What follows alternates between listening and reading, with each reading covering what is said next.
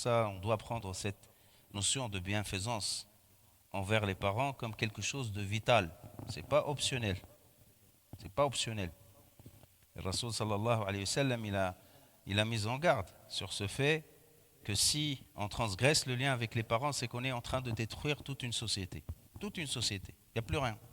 Il n'y a plus rien qui pourrait te tenir debout. Et ça va être l'héritage maléfique à travers les générations.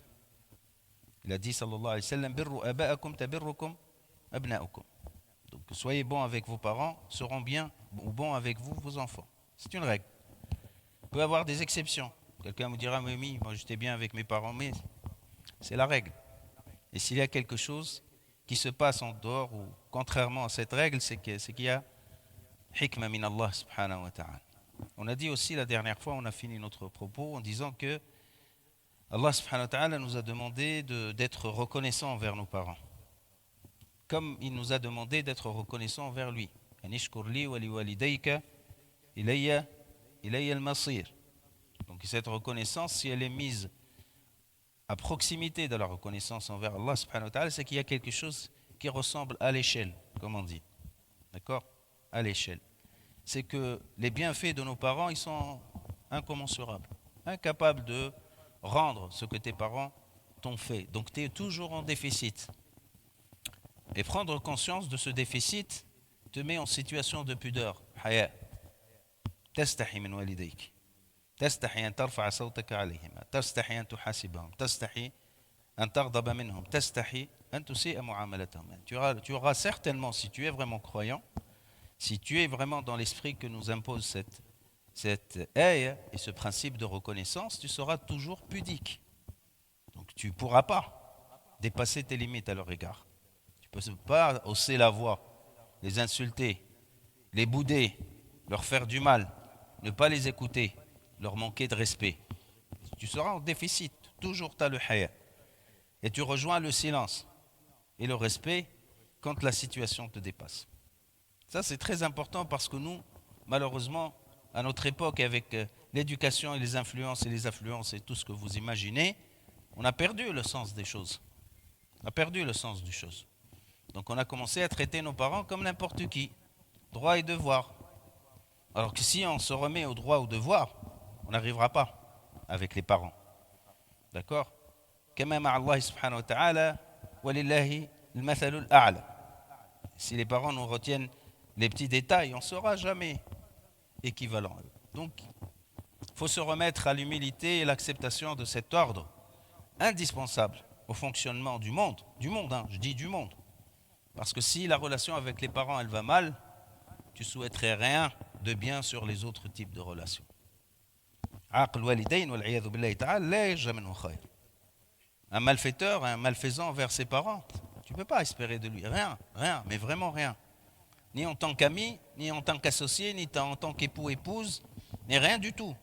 Parce que celui qui est maléfique et malfaisant envers celle qu'il a portée dans son ventre autant et a subi, à cause de lui, autant de souffrances, ça veut dire qu'il se moquera de toute autre relation. Donc il faut faire attention. On n'est pas en train de dire, Wallah, s'il te plaît, sois un peu gentil avec tes parents, ne crie pas dessus. Non, c'est quelque chose de foncier. Hein. Si tu l'as pas, c'est que tu as un problème dans ta foi. Dans ta foi. Parce qu'Allah, il parle, il dit ça. D'accord? Donc il y a tous ceux qui ont un souci par rapport à ce lien qu'ils se remettent en question. Ça remet din en question. Ça remet din en question. Je répète encore une fois. Ça remet ta foi et ta religiosité en question. C'est pas superficiel, c'est profond. Voilà, pour être clair. Et c'est pas une affaire de querelle parce que ma mère, parce que mon père, parce que en fait il y avait ci, il y avait ça. Shaitan, il peut t'apporter les arguments pour ta fausse plaidoirie comme tu veux. Mais devant Allah subhanahu wa ta'ala, tu verras. Tu le verras. Et ça sera trop tard. Donc Rasoul sallallahu alayhi wa sallam n'a cessé de montrer ça. Il disait sallallahu alayhi wa sallam dans un hadith, Rida rabbi fi rida al-walid. La satisfaction du Seigneur, d'Allah Azza wa Jal, est associée à la satisfaction du père et des parents. Le géniteur, l'walid, celui qui t'a donné la vie et l'existence. Wa sakhatu rabbi fi sakhati al-walid. Wa sakhatu rabbi fi sakhati al-walid. Et si le parent il est en colère contre toi, bien évidemment, vous allez me dire quand il a raison. Ça va de soi. Ça va de soi. Et quand il a raison, quand il s'agit de choses qui relèvent des droits des parents, quand il s'agit de l'haq, bien évidemment. Il faut savoir que les parents ont un droit sur nous, sauf s'il s'agit des droits des autres. Et ton père, il ne peut pas t'ordonner de violer le droit des autres. Ta mère ne peut pas t'ordonner de violer les droits des autres. À chacun son droit. À chacun son droit. Et tes parents ne peuvent pas t'ordonner de violer huququllah azza wa jal. Ils n'ont pas le droit de t'ordonner de faire du mal, de l'itham. Donc si on s'éloigne de ça, le reste, c'est un champ de bienfaisance et d'obéissance aux parents. D'accord? Dans les mesures du maximum, du possible et du maximum. Donc, il disait, sallallahu alayhi wa sallam, al-walidu awsatu abwab al-jannah. Vous savez que le paradis, il a des entrées, des accès, abwab, disait Nabi alayhi wa sallam, des portes. D'accord? Parmi les portes, la porte de Rayyan, par exemple, celle qui est consacrée aux gens qui font le jeûne. Il y a une porte qui s'appelle la porte du géniteur.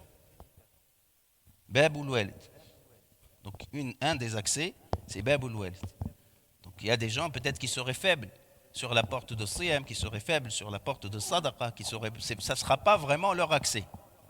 Parce qu'ils ne sont pas forts dans ça. Mais il y a des gens, Allah leur donnera l'accès au paradis parce qu'ils sont forts dans cette porte qui est la porte du Père, qui peut se refermer devant toi. La qaddar Allah. Tu avances, tu ne trouves rien. Pourquoi? Parce que tu as malmené tes parents. Et il est rapporté dans le hadith du prophète sallallahu alayhi wa sallam qu'un homme, à son époque, il était souffrant, malade, et il agonisait, mais il n'arrivait pas à mourir. Les gens, ils voyaient qu'il était mourant, mais il n'arrivait pas à mourir. Ils ont envoyé au prophète sallallahu alayhi wa sallam, ils ont dit, Ya Rasulallah, ton compagnon, un tel, il est en train de souffrir, il n'arrive pas à mourir. Qu'est-ce qu'il leur a dit, Rasul sallallahu alayhi wa sallam? A-t-il l'un de ses parents vivant? Ils ont dit si. Ici, il a un parent. C'est qui? Ils ont dit c'est sa maman, sa mère. Il s'est avéré qu'il était en très mauvaise entente avec sa maman. Il était en très mauvaise entente. Nabi alayhi salam, il a dit envoyez pour me la ramener cette femme. Ils l'ont ramenée, ils l'ont invitée à venir. Elle arrive. Il dit à Rasul sallallahu alayhi wa sallam, regarde ton fils. Il souffre à cause de ce qui est entre vous. Il dit à Rasulullah, je n'y peux rien. Je n'y peux rien. Il lui a fait trop de mal. Il lui a fait trop de mal. Je n'y peux rien. Il dit, bon, imagine que je vais allumer un feu là tout de suite et je vais jeter ton enfant dedans. Tu fais quoi? Il lui a dit, j'empêcherai la chose. Il lui a dit, mais ce qu'il attend, c'est aussi plus grave que cela. Pardonne-lui. Et c'est là où Allah l'a soulagé et son âme est partie. Ça, c'est des histoires véridiques. Le prophète sallallahu alayhi wa sallam était témoin et il nous a rapporté.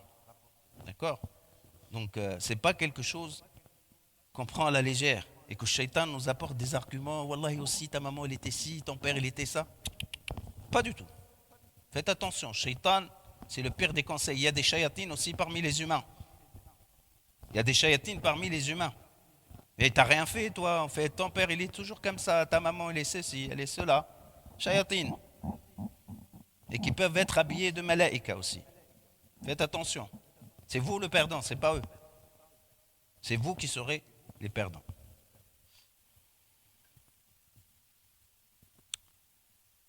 Et il a été rapporté aussi qu'un homme est venu voir Nabi alayhi salatu wassalam, il voulait lui poser la question, il dit à Rasulallah, je voudrais bien partir avec toi en compagnie et en campagne pour défendre les musulmans dans l'armée.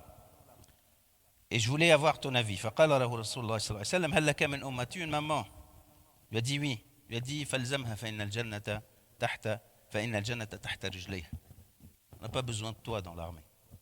Tu as une maman, elle a besoin de toi, reste avec elle. Car le paradis est en dessous de ses pieds.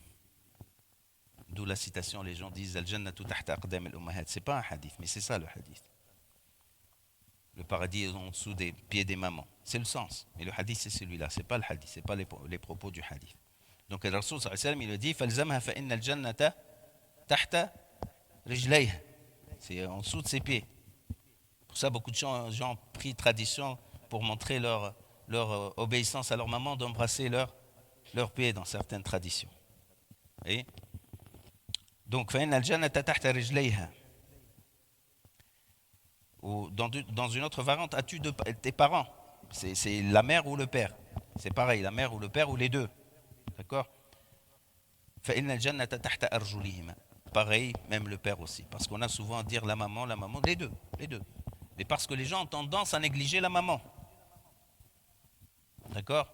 Et dans le hadith du prophète sallallahu alayhi wa sallam, un homme a dit à Rasulallah, man ahaqqu an-nasi bi sahabati ou bi suhbati, qala ummuka thumma abuk. Qui c'est qui aurait le plus de droit sur la qualité de ma compagnie, sur une compagnie, bonne compagnie? Il lui a dit ta maman, encore ta maman, encore ta maman. Et à la troisième, il lui a dit son père, ton père, sallallahu alayhi wa sallam. Ça ne veut pas dire qu'il faut diviser le droit du père par 3. Il faut multiplier le droit de la maman par 3. D'accord? Et un papa pieux, il est toujours heureux de voir ses enfants meilleurs avec leur maman. Ah oui, sa joie est de voir ses enfants bons avec leur maman. C'est pas de l'humilier, d'aider ou de pousser ses enfants à manquer de respect à leur maman. Il est content, lui. Il leur respecte, il ne respecte pas leur maman.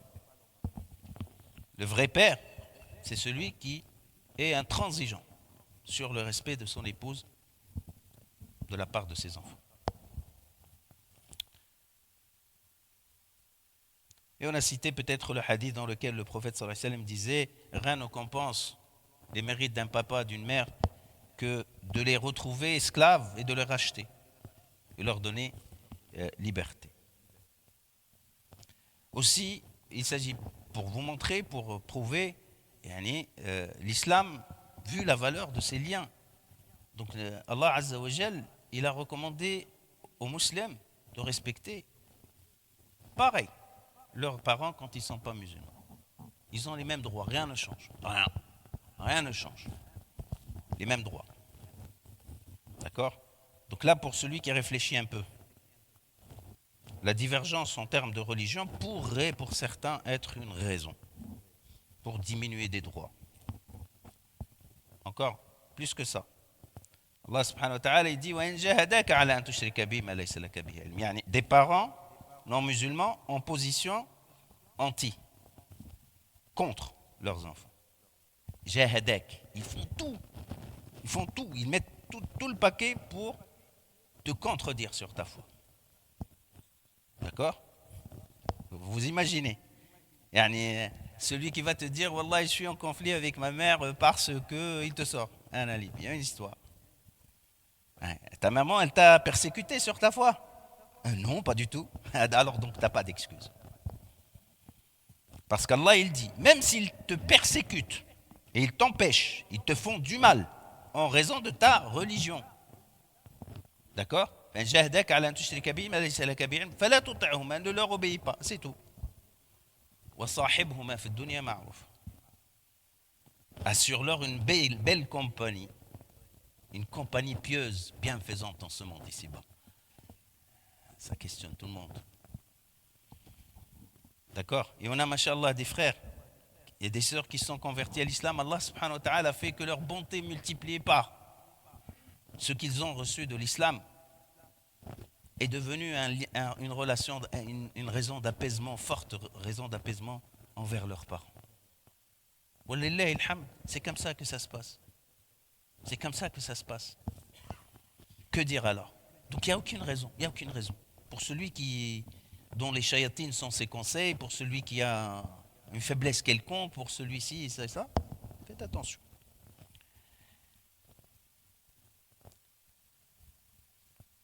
ومما نبه له المولى عز وجل ورسوله عليه الصلاة والسلام هو عدم العقوق الوالدين. العقوق parce que des fois les gens ils prennent des choses à la légère. Tu dis mais non, moi je suis en bonne entente, je suis bien avec mes parents. Je suis bien avec mes parents. Il les remet au standard. D'accord? Donc Allah subhanahu wa ta'ala il te dit par exemple فإما يبلغن عندك الكبر أحدهما أو كلاهما فلا تقل لهما Ouf, vous la connaissez tous.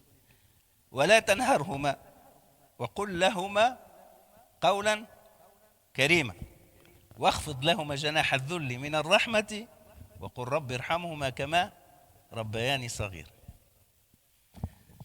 Quand les parents ils sont jeunes, ils ont le pouvoir et l'autorité. D'accord? Ils savent se défendre. Ils peuvent se défendre. Ils ont les moyens. Même s'il y a des conflits, ils arrivent à mettre de l'autorité. Ouais.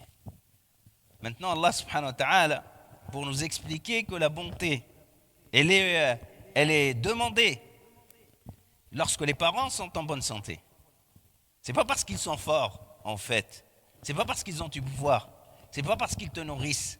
Non, non, c'est parce qu'ils sont tes parents. C'est parce qu'ils sont tes parents. Et que tu ne seras jamais indépendant d'eux. L'indépendance, ce n'est pas l'indépendance financière. Quand j'ai tel âge, je quitte et je me fais mon monde à moi et je laisse mes parents de côté. C'est pas ça. C'est pas ça. Il faut faire attention. Donc Allah Azza wa Jal, il attire notre attention sur la situation où ils seront en position de faiblesse. D'accord? Ils ne te servent plus à rien. Rien. Tu es indépendant, tu as l'argent. Sauf si tu as envie de l'héritage, et encore. D'avoir l'héritage. Donc, s'ils atteignent l'âge de la vieillesse, alors que tu es en vie, proche d'eux, d'accord? L'un ou l'autre ou les deux. L'un des deux ou les deux. Ne leur dis pas fi. Il y a un passage express à l'attitude qu'il faut avoir, mais il faut imaginer qu'est-ce qui se passe avant. Quand tu es dans une situation de conflit avec eux, quand tes parents ils sont vieux, donc ils ont des exigences. Quand tes parents ils sont vieux, ils répètent la même chose 1000 fois. Quand tu as un papa qui a dépassé un certain âge, il te raconte la même histoire. D'accord? Comme toi, tu lui racontais des histoires quand tu étais petit. Et il avait la patience de t'écouter. D'accord? Donc, quand il y a une situation quelconque, ne leur dis pas, fille. Ouf, c'est quoi, fille? Fille, c'est de montrer l'embarras, la fatigue. Oui, papa, t'as dit ça 1000 fois, s'il te plaît. C'est une maltraitance. Oui, on en parlera après. Tu montres une grimace d'embarras. C'est une maltraitance. Tu fais semblant de ne pas l'avoir écouté. Maltraitance. Tu changes d'endroit pour éviter ses propos. Maltraitance. Vous voyez ou pas? Vous voyez ou pas? Et quand quelqu'un il dit à son enfant, fort, puissant, avec son pouvoir, ou quand il sera vieux, non mais j'ai pas le temps, tu sais, tu ça. Les petits commentaires assassins. En cours. Maltraitance. Et la maltraitance, elle est inscrite dans la catégorie des grands péchés. Vous voulez prendre des exemples qui ressemblent aux grands péchés? Le premier, l'association à Allah Azza wa Jal. Le deuxième, la consommation de l'argent de l'orphelin. La troisième, diffamer les femmes innocentes et dire des mauvaises choses à leur propos. Vous voyez la catégorie? Vous voyez la catégorie? Donc toi tu dis c'est rien en fait. Mais tu accumules une attitude, des attitudes micro, pour en faire une attitude où ton père il appréhende la chose avec toi, il a peur de toi, il arrête de demander des choses parce qu'il sait que tu vas lui dire non. Sois pas content, hein. Sois pas content parce que tu as imposé un rapport de force où tu es tranquille, mais en même temps parce que tes parents te craignent. Ou ils savent que tu les écouteras pas. Oui, je lui ai dit 1000 fois la chose, il la fait pas. Tu es content? C'est du uquq. C'est de la maltraitance. Et ça part sur des choses. Voilà. Même des petites expressions comme ça. J'ai pas le temps. C'est des expressions comme ça. Vous voyez? Donc, fala taqul lahuma ouf. C'est rien ouf. Donc il y a plus grave. L'autre a dit, il n'a pas dit ne les frappe pas, il a dit ne leur dis pas fi. Il faut être imbécile pour comprendre à l'envers les choses. Et donc si fi, c'est grave, donc les autres c'est quoi? فلا تقل لهما أف ولا تنهرهما. Nahr c'est Voilà, c'est avoir une attitude violente. Type comme je vous ai dit, j'ai pas le temps, ne parle pas de ça maintenant, hein, et avec des propos durs comme ça. ولا تنهرهما فلا تقل لهما أف ولا تنهرهما. Et qu'est-ce qu'il faut alors وقل لهما قولا كريما. Dis-leur un propos noble. Donc il n'y a pas de la sécheresse dans le lien avec les parents. Celui qui rentre et qui sort de la maison, il ne dit même pas salam alaikum à ses parents. D'accord? Il se lève le matin comme un zombie. Il ne dit même pas, il ne regarde même pas ses parents. Il part, il revient. Un frère, il m'a dit, ça arrive des fois, 3 jours. Je ne communique même pas avec mes enfants. Bravo. Bravo, c'est ça l'islam. Donc, voilà. Tu cherches à leur dire des beaux propos. L'autre m'a dit, moi je ne suis pas hypocrite, je ne veux pas dire ce que je n'ai pas dans mon cœur. Dis pas que tu es hypocrite, tu as un cœur sec. Tu es un homme dur. Soigne ton cœur. Et soigner ton cœur, ça commence par la langue. Efforce-toi, tu n'es pas hypocrite. L'adab, la bonne éducation, ce n'est pas de l'hypocrisie. Tu manques de adab, oui, dis ça comme ça, je te comprends. Mais ne te cache pas sur le fait que je ne suis pas hypocrite. Non, mais tu es pire qu'un hypocrite. Tu manques de adab avec tes parents. Tu manques de tarbiya, d'éducation avec tes parents. Si, tu t'efforces. Bonjour, c'est toujours. Alors, en rentrant et en repartant. D'accord? Courir pour les servir. N'attends pas qu'il te dise. Tu le vois, il a envie de boire, bouf, tu cours. Tu le ramènes à boire. C'est comme ça. Ne laisse pas demander. Tu cours. Tu sais qu'il a envie. Là, ses habitudes de sortir, hein, tu lui prépares tout pour qu'il sorte dans la tranquillité. Tu l'accompagnes s'il a besoin d'être accompagné. Ne lui fais pas le contraire de ce qu'il aime. D'accord? Et ne fais pas ce qu'il déteste ou ce qu'elle déteste. Je parle des deux, bien évidemment. Ça, c'est du uquq aussi. La négligence, le mépris, l'hagara envers les parents. Tout ça, c'est du uquq. C'est des choses qui sont graves. Contrevenir à leurs droits pour favoriser les droits des autres. Tes enfants avant, tes amis avant, tes parents, ta femme, ton mari avant, tes parents en violant leurs droits. Pas en observant les droits des autres. Parce que ta femme, ton mari, il a ses droits. Même les parents, ils n'ont pas le droit de te dire ne respecte pas les droits de ton époux.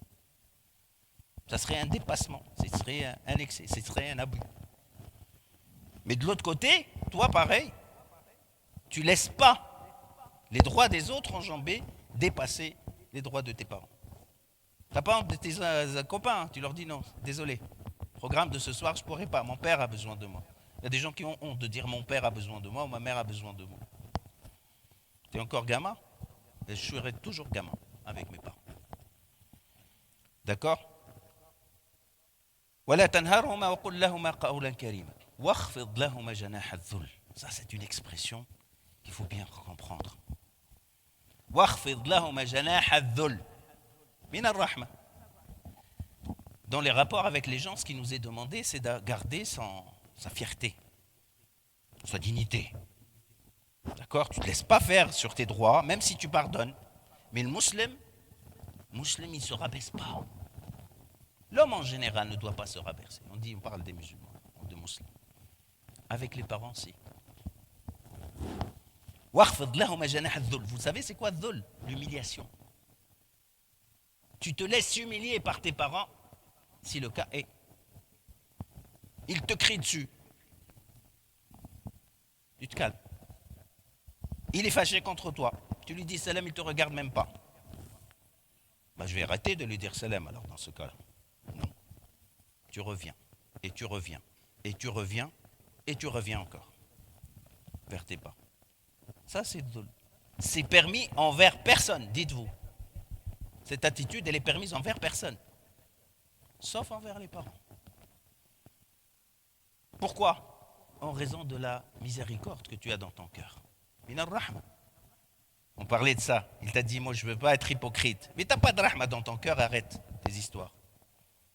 D'accord? Minar rahma. Parce que la compassion qui est dans ton cœur, elle suffit largement pour que tu sois bon avec tes parents. Oui, tu te rabaisses, tu te rabaisses. Et pour la seule fois où se rabaisser devant un être humain est une vertu, est une qualité. واخفض لهما جناح الذل من الرحمة وقل ربي ارحمهما كما ربياني صغير.